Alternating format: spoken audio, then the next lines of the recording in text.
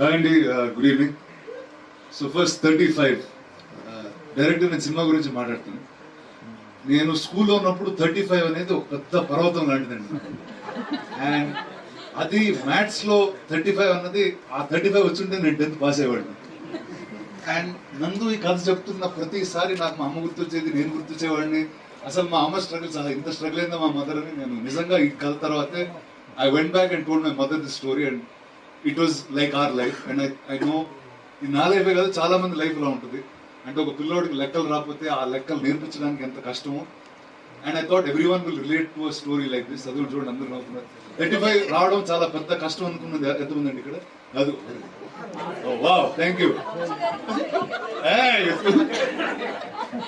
So ఇది మనందరి కదా బేసిక్ గా. It's like reliving your childhood. And ఇప్పుడు